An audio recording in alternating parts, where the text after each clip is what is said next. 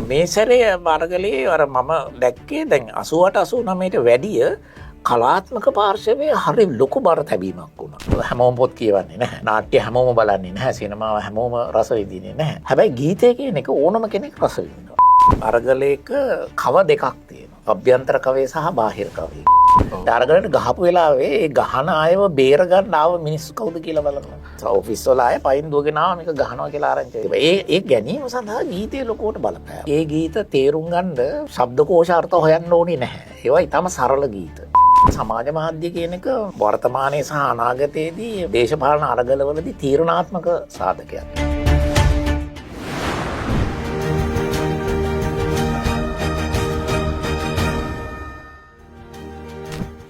ආයුබෝවන් ස්වර්ණ පුස්තකයේ වැඩසටහනට ඔබ ඉතාමත්ම ආදරෙන් පිළිගන්නවා. ඉතින් මම අද මතක් කරන්න යන්නේ ගෝල්ෆෙස් අරගලය ගැන. ඇත්තටම ඔබට මට අමතක කරන්න පුළුවන් සිදුවීමක් නෙවෙයි ගෝල්ෆෙස් අරගලය. ශ්‍රී ලංකාවේ ඉතාමත්ම ශක්තිමත් පාලනයක් අරගෙන ගිය විධායක ජනාධිපතිවරයෙක් එතනින් ඉවත් කරන්න ගෝල්ෆෙස් අරගලය සමත් වුණා. ඉතින් ගෝල්ෆෙස් අරගලයේ අවසානයත් එක්ක මේ පිළිබඳ විවිධාකාර මේක ප්‍රස්තුතය කරගෙන විවිධාකාර නිර්මාණ බිහි වුණා. පර්යේෂණ ග්‍රන්ථ බිහි වුණා. ඉතින් ඒ අතරින් ආපු එක විශේෂ ග්‍රන්ථයක් එක්ක තමයි අද අපි ඔබ සමග සංවාදයට ලැබෙන්නේ. පොතේ නම අරගල ගීතයන්හි සංනිවේදනාර්ථ. මේ පොත ලියලා තින්නේ කපිලම් ගමගේ. කපිලයි, ඉතින් ආයුබෝවන්. ආයුබෝවන්. මොකද මේ වගේ පොතක් ලිව්වේ? ඇත්තටම තරින්ද මේ දැන් මගේ කියන්නේ විශේෂ ශාස්ත්‍රය සංනිවේදනයේනේ. ඔව්. ඉතින් ඒ නිසා මේ මට ගෝල්ෆෙස් අරගලේ 2022 සිද්ධ වෙනකොට මම ඒ ගෝල්ෆෙස් අරගලේ ඇතුලේ සුවිශේෂ කාරණයක් දැක්කා. ඒ තමයි ඒ ගෝල්ෆෙස් අරගලේ මේ ඒ අරගල ව්‍යුහය ඇතුලේ විශාල වශයෙන් කලාව භාවිතා වෙන්න ගත්තා. දැන් අපි දැක්කනේ ගෝල්ෆෙස් භූමිය පුරා චිත්‍රපටි පෙන්නුවා, නාට්‍ය පෙන්නුවා, නිරූපණ සිද්ධ කරා, චිත්‍ර ඇන්දා, පුස්තකාල තිබ්බා, සිනමාව තිබ්බා. ඒක හරි සංස්කෘතික භූමියක් වෙලා තිබුණා. සංස්කෘතික අපි කියන්නේ කොම්පොනන්ට් එකක්. සංස්කෘතික අංගයක් තිබ්බා ඒක ඇතුලේ. ඒක ඇතුලේ තිබෙන සුවිශේෂම අංගය තමයි ගීත. ගීත ගායනා කරන එක. ඊට පස්සේ මට දැන් මේක ඇත්තටම බලාගෙන ඉඳි හිතිච්ච දෙයක් තමයි මේ මෙහෙම දේවල් වෙන්නේ ඇයි කියලා. ඒ කියන්නේ අරගලය වගේ මිනිස්සුන්ගේ තියෙන දේශපාලනික ප්‍රවේශයක් ඇතුළට කලාව මෙහෙම ගන්න එකේ මොන වගේ බලපෑමක් ආපහු ඒකටම තියෙනවද කියන්නේ. ඒකෙදි මට දැන් මේ සමස්ත කලාව ගැනම කතා කරනවට වැඩිය මට ඒක පාට හිතිච්ච දෙයක් තමයි ගීතය කියන මාධ්‍ය තරින්ද ඒක පොදු ජන මාධ්‍යයන්නේ. ගීතය ඕන කෙනෙක් රස විඳිනවා. අපි ගත්තොත් පොත් කියවන්නේ සමහරට හැමෝම පොත් කියවන්නේ නැහැ. නාට්‍ය හැමෝම බලන්නේ නැහැ. සිනමාව හැමෝම රස විඳින්නේ නැහැ. හැබැයි ගීතය කියන එක ඕනම කෙනෙක් රස විඳිනවා. ඉතින් ඒ නිසා මට හිතෙනවා මේක පොදු ජන කලාවක අංගයක් හැටියට ගීතය මොන විදිහේ බලපෑමක් කරාද කියලා ටිකක් හොයන්න ඕනේ කියලා. ඉතින් ඒක මම ඒ දැක්ක දේ තමයි විශේෂයෙන්ම බලපෑවේ. ඊට අමතරව මම මගේ ඔය ඉගැන්වීම් ශාස්ත්‍රය ඇතුළෙත් එක ළමයෙක්ගේ අවසාන නිබන්ධය විශ්වවිද්‍යාලයේ අවසාන නිබන්ධය එයා කරෙත් ගෝල්ෆෙස් අරගලේ සමාජ මාධ්‍ය භාවිතය ගැන. එතකොට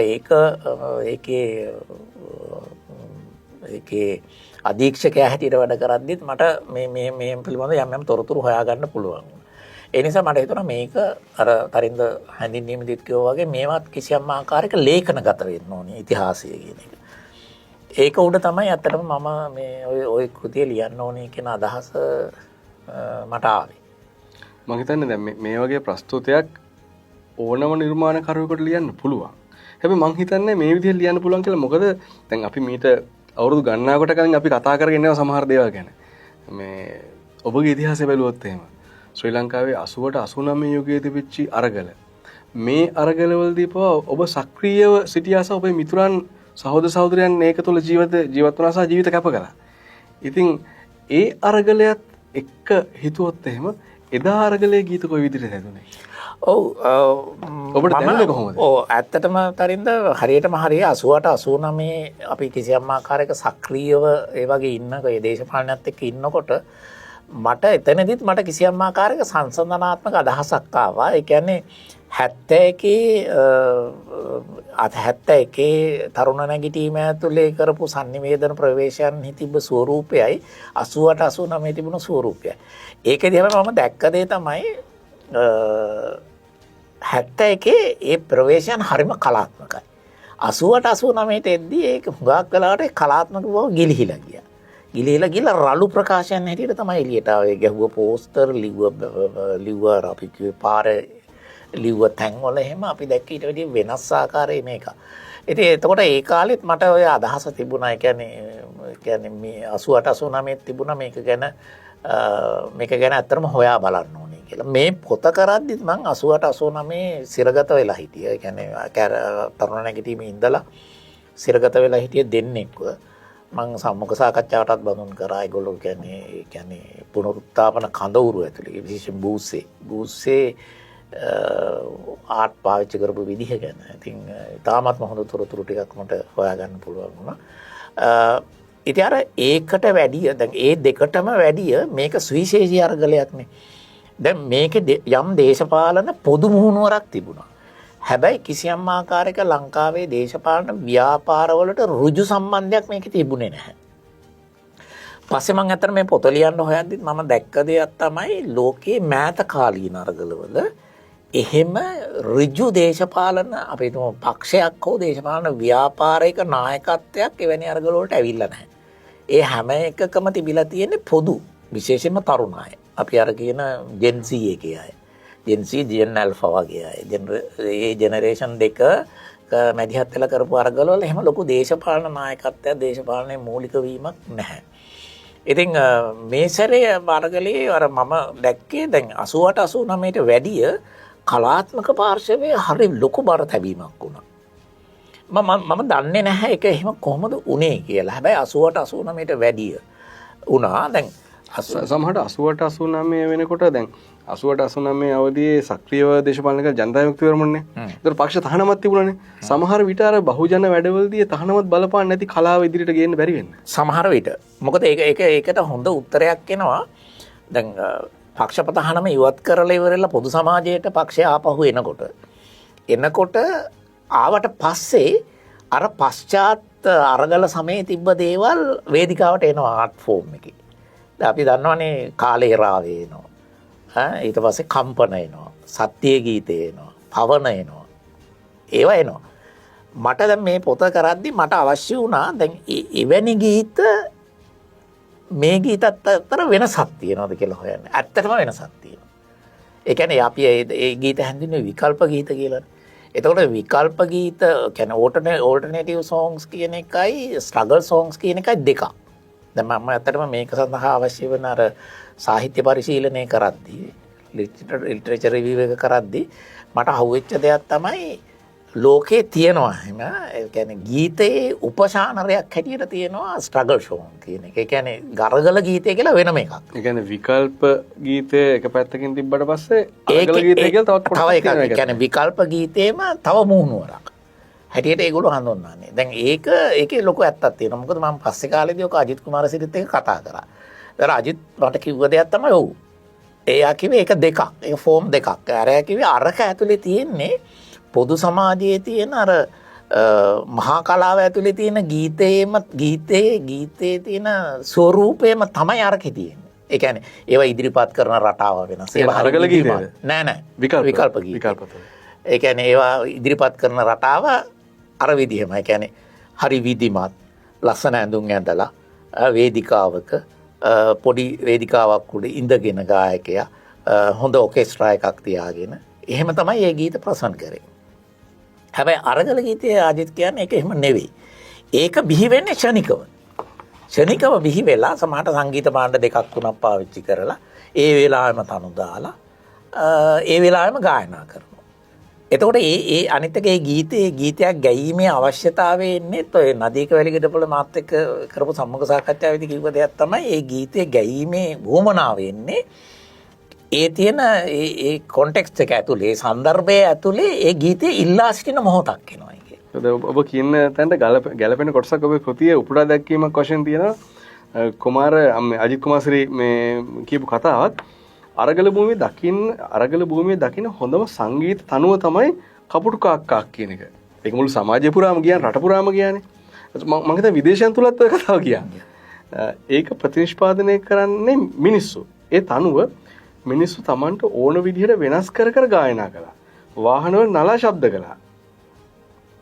ඔය ඒකේ තමයි අජිත් ඔය කියන්නේ ඔය කතාව. ඒ කියන්නේ එයා කියන්නේ ක්ෂණිකව උපදින්නේ කියලා. දැන් අජිත් එක තැනක කියනවා මේ එක වැහිබර හවසක මේ අරගල භූමියේ ගෝල් ෆේස් එකේ මේගොල්ලෝ ඉඳගෙන ඉද්දි ඒ වෙලාවේ ගීතය අල්ලිවලු කසුන් පුස්සේ වෙල්ලලා මේ අජිත්ලා එකතු වෙලා ඒ වෙලාවේ ගීතය අල්ලියලා ඒ වෙලාවේ තනුවක් දාලා ඊට පස්සේ ගායනා කරන්න ගත්තා ඒක. ඉතින් අර අපි කියන විකල්ප ගීතය අරගල ගීතය අතර තියෙන වෙනස ඒක.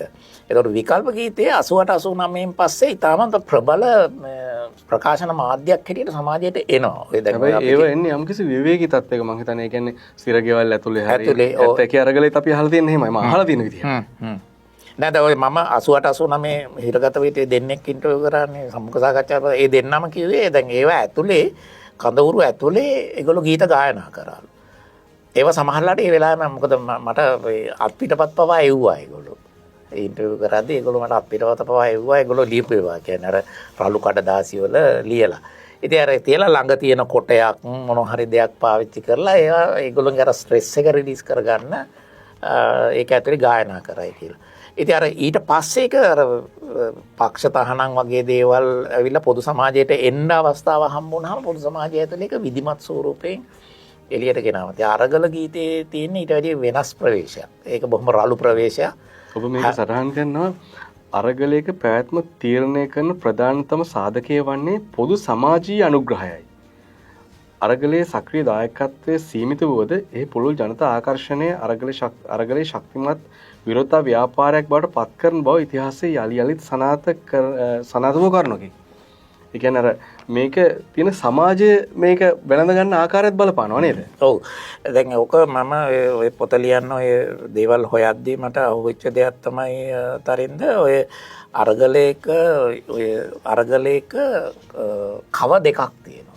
අභ්‍යන්තර කවය සහ බාහිර කවය කියලා. අභ්‍යන්තර කවය කියලා කියන්නේ සක්‍රීයව ඒ අරගලයට දායක වෙමින් පැය 24 මේ අරගලයත් එක්ක ඉන්න තමයි. අපි කියන්නේ අරගලය අල්ලගෙන ඉන්නවා. අල්ලගෙන ඉන්න ඒ කණ්ඩායම. ඒක තමයි අභ්‍යන්තර කවය. බාහිර කවය කියලා කියන්නේ පොදු සමාජය. එතකොට දැන් මේ අභ්‍යන්තර කවයේ තියෙන ජවය, ඒගොල්ලෝගේ තියෙන බලාපොරොත්තු සහගත බව, ඒගොල්ලෝගේ තියෙන හීනය වෙත යෑමේ තියෙන උවමනාව නොසිඳී පවත්වා ගැනීම සඳහා ඒගොල්ලෝ ගීත ගායනා කරනවා. ඒකම ඒක අනිත් අතට සමාජයට යනවා. සමාජයේ තියෙන ආදරය, ආකර්ෂණය, රැකවරණය වගේ දේවල් මේ අරගල කරන අර පොඩි කණ්ඩායමට ලබා ගැනීම සඳහා. දැන් අපි ඒක හොඳට දැක්කනේ අරගලයට ගහපු වෙලාව. අරගලයට ගහපු වෙලාවේ ඒ ගහන අයව බේර ගන්න ආව මිනිස්සු කවුද කියලා බලන්න. සමහරවිට නිලැඳුමෙන් ටයි දාගෙන ඇවිල්ලා නීතිඥයෝ උසාවි වහලා නීතිඥයෝ ඇවිල්ලා නීතිඥයෝ වලල්ලක් හැටියට හැදුනා. අනික වාහන වලින් පයින් දුවගෙන කිලෝමීටර ගානක් ඔෆිස් වල ආයේ පයින් දුවගෙන ආව මේක ගහනවා කියලා ආරංචි. ඒ කියන්නේ ඒ ආකර්ෂණය අර දීර්ඝ කාලයක් පුරා මාසයකට වැඩි කාලයක් පුරා ඒගොල්ලෝ අරගෙන තිබ්බා. ඒ ගැනීම සඳහා ගීතයේ ලොකුවට බලපෑවා. මොකද මම හොඳටම දැක්ක දෙයක් තමයි සමහර අරගල භූමිවල නුවර අරගලේ මම ගිහිල්ලා දවස් දෙක තුනක් හිටියා. ඒ නුවර අරගලේ කරපු වෙලාවෙත් අජිත් ලැවිලා සින්දු කිව්ව දවසේ පාර යන මිනිස්සු ඇවිල්ලා සමහර අය ගිහිල්ලා කාර් එක පාක් කරලා ආවා ඉතින්. වෙන වැඩවලට යන අය ඇවිල්ලිවල අරගලොත් එක සින්දු කියමින් අර ඒ ආකර්ෂණය ඒක අපිට ලබා ගත්තා. ඉතින් ඒක නිසා තමයි මම කියන්නේ අර අභ්‍යන්තර කවයට අවශ්‍ය වෙන sannivedanayයි බාහිර කවයට අවශ්‍ය වෙන sannivedanaya දෙකම එකම මොහොතක අරගල ගීතය මේ කරලා දෙනවා කියන එක. මේ කෘතිය ගැන කතා කරන ගොඩක් දේවල් තියෙනවා. නමුත් ගැටලුව තියෙන අපේ කාලය සීමිතයි. ඒකින්ද මම පොඩ්ඩක් මේ ටිකක් වෙනස් පැත්තකට ඔබ අරගෙන යනවා. මට තියෙන ප්‍රශ්නයක්. ඒ කියන්නේ දැන් අපි 80ට 89 අරගලයන් තුල 71 අරගලයන් තුල ගීත දැක්කා, නිර්මාණ දැක්කා, සාහිත්‍ය දැක්කා. දැන් මේවර ගෝල්ෆේස් අරගලය මම හිතන විදිහට ඔබට නිවැරදි කරන්න පුළුවන් මම හිතන විදිහට ඊට වඩා පොදු සමාජය වැළඳගත්තා. ඒකට සමාජ මාධ්‍යයේ බලපෑම මොන විදිහටද කියලාද ඔබ හිතන්නේ? ඒකට ලොකු බලපෑමක් වුණා. දැන් ගීතය පවා සමාජයට යන්න වැඩියෙන්ම බලපෑවේ මේ සමාජ මාධ්‍ය. ඒ කියන්නේ ප්‍රධාන ධාරාවේ මාධ්‍ය මේවා කැප්චර් කරේ නැහැ. අර යුගවල සමාජ මාධ්‍ය තිබුණේ නැහැනේ. එතකොට ඒගොල්ලෝ හුඟක් වෙලාවට ඒවා ගියේ ඇත්තටම ප්‍රසංගික ස්වරූපෙන් ගියේ එළියට. ඒ කියන්නේ ඒගොල්ලෝ ගායනා කරන ඒවා කවුරුරේ ඇහුවොත් විතරයි. ඒ කියන්නේ වෙන අය උදව් කරේ නැහැ. ප්‍රධාන ධාරාවේ මාධ්‍ය කිසි එකක් 71 89 උදව් කරේ නැහැ නේ ඔකට. දැන් මේකෙදි නම් අඩුම වශයෙන් සමහර නාලිකා මේකට යම් උදව් කිරීම කරා. හැබැයි අපි දැක්ක දේ තමයි සමාජ මාධ්‍ය තමයි මේක බරපතල විදියට මේ මිනිස්සුන්ට එළියට sannivedanaya කරේ. ඒ සමාජ මාධ්‍ය බලපෑම අතිශය බරපතලයි 88 89 අරගලයේදී. මොකද ලෝකේ මෙවැනි අරගල ගණනාවක්ම සිද්ධ වෙලා තියෙනවා. විශේෂයෙන් අපි ගත්තොත් ආසියානු කලාපයේ රටවල් ගණනාවක සිද්ධ වුණා. ඉන්දුනීසියාවේ සිද්ධ වුණා, තායිලන්තයේ සිද්ධ වුණා, බංග්ලාදේශයේ සිද්ධ වුණා, නේපාලේ මේ මෑතකදී ඒ සිද්ධ වුණා. ඒ අරගල ඔක්කොම sannivedanaya සහ සංවිධානය කරලා තියෙන සමාජ මාධ්‍ය හරහා. ඒක තමයි ඒකේ තියෙන විශේෂිත ලක්ෂණය. ඉතින් ඒ නිසා සමාජ මාධ්‍ය කියන එක වර්තමානයේ සහ අනාගතයේදී මේ දේශපාලන අරගලවලදී තීරණාත්මක සාධකයක්. ඒක තරමටම ප්‍රබලයි. මම ආයි කැමති මේ නදීක සහ දිනූපාගේ සටහනක් ඔබ උපුරා දක්වලා තියෙන එකක් කියවන්න. අපි අරගලය සඳහා ගීත භාවිත කරද්දී ඒවායේ පදානුගත අර්ථයත් එක්ක අරගල භූමියේ අය සංවේදී වන ආකාරය අප දුටුවා. අපි තෝරාගත් ගීතයකට බලපෑවා. මොකද අපි හැම වෙලේම පරිස්සම් වුණා ගීතය හරහා අපි සමාජයට ගෙන යන පණිවිඩය මොකක්ද කියන එක ගැන. ගීතෙන් අවශ්‍ය නම් ආක්‍රමණශීලී බව ඇති කරන්න තිබුණා. එහෙම වුණා නම් අරගලයේ මූලික අභිමතාර්ථයන් ගිලිහී යන්න ඉඩ තිබ්බා. දැන් අපි නේපාලේ මං හිතන්නේ දැක්කේ ඔය වගේ තත්ත්වයක් නේද? ඔව්. දැන් ලංකාවේ අරගලයේ තියෙන විශේෂත්වයත් ඒ කියන්නේ ඒක ප්‍රචණ්ඩකාරී වුණේ නෑනේ.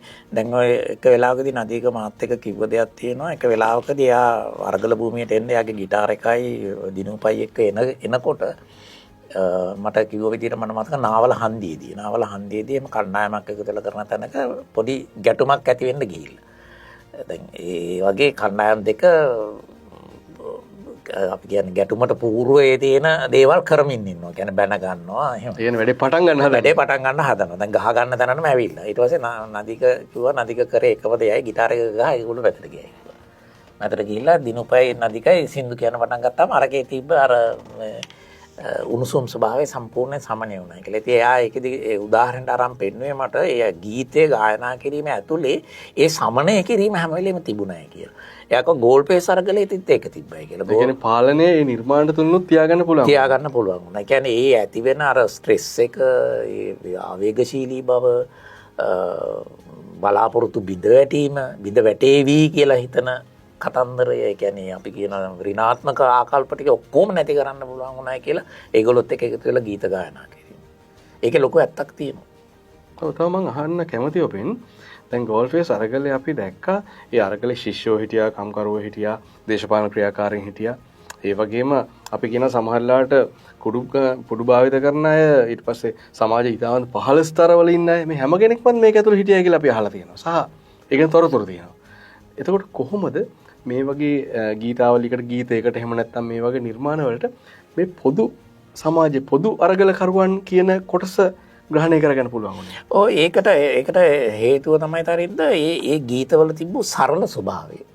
ඒ කියන්නේ ඒ ගීත තේරුම් ගන්න මේ ශබ්දකෝෂ අර්ථ හොයන්න ඕනේ නැහැ. ඒවා ඊටම සරල ගීත. පාර්ලිමේන්තුවට හඳ පායනවා කියන ගීතය අජිත්ගේ ඒක තේරුම් ගන්න මහා දේවල් හොයන්න ඕනේ නැහැ. ඒක ඕනම සරල මිනිහෙකුට තේරෙනවා. දැන් ඔයා කිව්වා වගේ ඇත්තම සමාජයේ විවිධ තලවල මිනිස්සු අරගල භූමියේ හිටියා. ඉතින් මම දන්නවා සමහර අය මේ තමන්ගේ තුන් වේල පරිමසා ගත්තෙත් එහෙම බැරි අය. මේ සමාජයේ ඊටාම ආන්තික කොටස් පිළිමේව කරගත්තේ අරගලේ. ඉතින් ඒගොල්ලෝ අරගලයට ගහනකොට ඒගොල්ලෝ ප්‍රචණ්ඩ වුණෙත් ඒකයි. ඒක මොකද ඒගොල්ලොන්ට අරගලේ පිළිබඳ යම් ආදරයක් තිබුණා.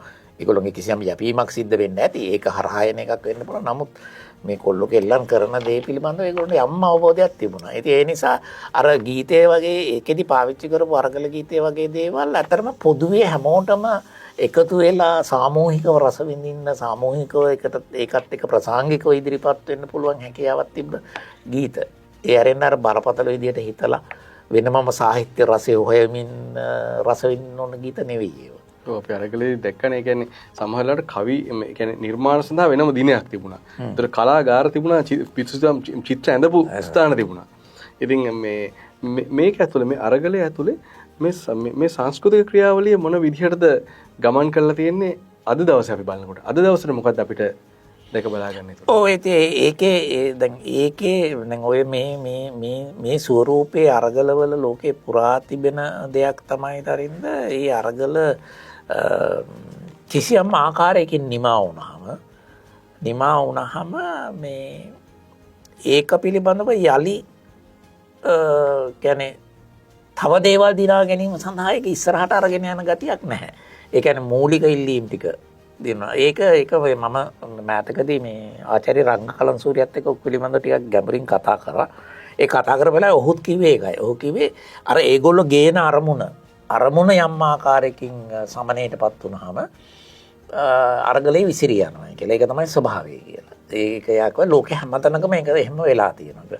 දැන් ලංකාවේ අරගලෙත් ඔයා බලන්නකෝ අර මේ අරගලයේ ඇත්තටම මේ අරගලේ කේන්ද්‍රීය න්‍යෂ්ටිය වෙන්නේ මධ්‍යම පන්තිය. දැන් මේ ඔයා අරගලයට බලන්න අරගලයට කලින් තැන් වල පොඩි අරගල සිද්ධ වුණානේ. ගෑස් වලට ඊට පස්සේ විදුලියට ඉන්ධන වලට ඒ කියන්නේ ෆෑන් වැඩ කරන්නේ ඒ කියන්නේ මැද පන්තික ඉහළ සහ දැන් අපි මැද පන්තියක් තුනකට බෙදනවානේ. ඉහළ මැද පන්තිය, මැද පන්තිය සහ පහළ මැද පන්තිය කියලා. ඒතකොට ඉහළ මැද පන්තියටයි මැද පන්තියටයි තිබුණු ප්‍රධානම ගැටලුව තමයි ඒගොල්ලෝගේ දෛනික අවශ්‍යතාවයන් ඉෂ්ට කර ගැනීමේ කරන්න බැරිවීමේ අවුල. දැන් උදාහරණේ දැන් විශාල ගෙවල් වල උදාහරණයකට ගත්තොත් එමු උයන්නේ දරවලින් නෙමෙයි. ගෑස් නැති වෙනවා කියලා කියන්නේ බරපතල අරුම. ජීවිතේම ඉවරයි. ගෑස් එක ගන්න වාහනේ තෙල් නැහැ කියන්නේ ඒක හිතෙන්න බෑ. ඊට පස්සේ ෆෑන් එක වැඩ කරන්නේ නැහැ කියලා කියන්නේ AC එක වැඩ කරන්නේ නැහැ කියලා කියන්නේ බරපතල අරුම. දැන් ඒක පස්සේ කාලෙදී යම් ආකාරයකින් විසඳනවනේ. ඒ විසඳන මොහොතේ ඉඳලා අරගලේ දියාරු වෙනවා දැක්කද? ඒ කියන්නේ එතන ඉඳලා මේ මූලික අවශ්‍යතාවයන් ඉෂ්ට වෙනකොට අරගලේ හිමින් අතාරිනවා. ඒ නිසා තමයි ඒගොල්ලෝ අරගලයෙන් ඉල්ලා සිටිය බලය. ඒ කියන්නේ හිටපු දේශපාලන රෙජිම් එක අයින් කරලා වෙන දේශපාලනයකට යන්න ඕනේ කියපු එක ඒගොල්ලෝගේ මිනිහෙකුට දේශපාලන බලය දෙන්නේ. ඒගොල්ලෝගේ මිනිහෙකුට නේ දෙන්නේ. ඒගොල්ලෝ පන්තියම නියෝජනය කරනවා. ඒගොල්ලෝගේ පන්තියම මිනිහෙකුට තමයි දෙන්නේ. ඒකෙන් ඒගොල්ලෝ සම්තෘප්ත වෙනවා. ඒ කියන්නේ ඒගොල්ලොන්ට අවශ්‍ය වුණේ චේන්ජ් එක කරගෙන ඒගොල්ලෝගේ මූලික අවශ්‍යතා ඉෂ්ට වෙන තැනට ගේන්න. ඉතින් ඔක මංජුල විඩිවර්ධනත් එක කරපු ඉන්ටර්වියු එකේදී මංජුල පැහැදිලිවම කියනවා ඔක. ඒ shift වීම බලන්න කියලා. ඒ කියන්නේ ඒකට හේතුව හැටියට කියන්නේ මේ අරගලේ තිබුණු ඒ සාමූහිකත්වයට නායකත්වය දෙන්න ලංකාවේ වමේ ව්‍යාපාරය අසමත් වුණා කියන. ඒක උඩ තමයි මේක ওই විදිහට ඔය වගේ අවසානයකට ගියේ කියන.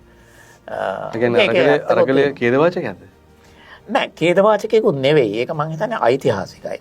ඒ කියන්නේ අර ඔයා හැඳින්වීමේදී කිව්වා වගේ ලංකාවේ දේශපාලන ඉතිහාසයේ පළවෙනි වතාවට මිනිස්සු Taman විසින් පැවරූ පරමාධිපත්‍ය බලය ආපහු ඉල්ලා සිටිනවා. ඒ කියන්නේ අපිට ඇත්තටම හිතා ගන්න බෑ. ඒ කියන්නේ මෙහෙම දෙයක් වුණාද කියන වෙලාවකට හිතන්න බැරිද? අපි අවුරුදු 5කට සැරයක් අපිට රටක් පාලනය කිරීම සඳහා අපිට කියන්නේ කේවල වශයෙන් අපිට අයිති වෙලා තියෙන බලය අපි පවරනවානේ කණ්ඩායමකට. එතකොට අපිට අයිතිය තියෙනවා මේ පරමාධිපත්‍ය බලය අරය අපි වෙනුවෙන් ඒක හරියට කරන්නේ නැත්නම් ආපහු ඉල්ලා සිටින්න. සහ බලෙන් ගන්න අරගලේ කරේ බලෙන් ගත්ත එක. බලෙන් අරන් කිව්වා ඔයගොල්ලෝ යන්න ගෙදර ඔයගොල්ලෝ මේ වැඩේ හරියට කරන්නේ නැහැ කියලා. ලංකා දේශපාලන ඉතිහාසයේ පළවෙනි වතාවට ඒක වෙන්නේ ඒක. ඒ කියන්නේ ඒ අත්හදා බැලීම මේ අපි කියන සරල වචනෙන් ගත්තොත් මට නම් මාරයි. ඒ කියන්නේ මිනිස්සු දන්නවා දැන් තමන්ගේ බලය තමයි මේ පවරන්නේ අවුරුදු 5කට සැරයක්. ඒ නිසා අපිට ඕනම වෙලාවක අපිට එරෙහිව යන පාලකෙක්ව ගෙදර යවලා ආපහු ඒ බලය අපේ අතට ගන්න පුළුවන්. මම අවසන් කරන්න කලින් කතෘ සටහන පොඩ්ඩක් ඔබට කියන්න සූදානම් වෙනවා. මිනිස් ඉතිහාසය යනු මානව අරගලයන්හි ඉතිහාසය. එය මානවයාගේ ඉතිහාසයේ තරම්ම පැරණිය. සිය නිදහස මෙන්ම ප්‍රජාතන්ත්‍රවාදී අයිතීන් කාලානුරූපව දිනාගන්න ලැබුවේ අරගල තුලිනි. ශ්‍රී ලාංකික අපි අපේ ජීවිත කාලය තුළ මෙවැනි මානව අරගල රැසක් අත්විඳ ඇත්තෙමු. ඒ සුවිශේෂයෙන්ම බහුතර ජන සහභාගීත්වයක් සහිත පුරවැසි අරගලය වූයේ 2022 වසරේදී පන්නගුණු ගෝල්ෆේස් අරගලයයි. මේ කෘතිය ලිවීම සඳහා අප පොළඹවන ලැබූ ප්‍රස්තුත කාරණය වූයේ එයයි. විශේෂයෙන් ඒ අරගලය තුළ ක්‍රියාත්මක වූ සෞන්දර්යාත්මක සංනිවේදන විදික්කම රැස හා එයින්ද ප්‍රමුඛ කාර්යභාරයක් ඉටු කළ ගීතය නම් වූ කලා මාධ්‍ය කෙරෙහි අපගේ අවධානය යොමු කරමු. ඇත්තටම මේ පිළිබඳව උනන්දුවක් දක්වන ඔබට අරගලයේ ඉතිහාසය, අරගලයේ සිදු ආකාරය, එහි ක්‍රියාකාරීත්වය, අරගලයේ අවසන් වූ ආකාරය ඒ පිළිබඳව අධ්‍යයනය කරන ඔබට මේ ග්‍රන්ථය ඉතාමත් වටිනවා කියන එක අපේ හැඟීම. ඉතින් නැවතත් මෙවැනිම වැඩසටහනක් තුළින් ඔබ හමු වෙන අරමුණෙන් බලාපොරොත්තු වෙන අද අපි ඔබෙන් සමුගන්නවා.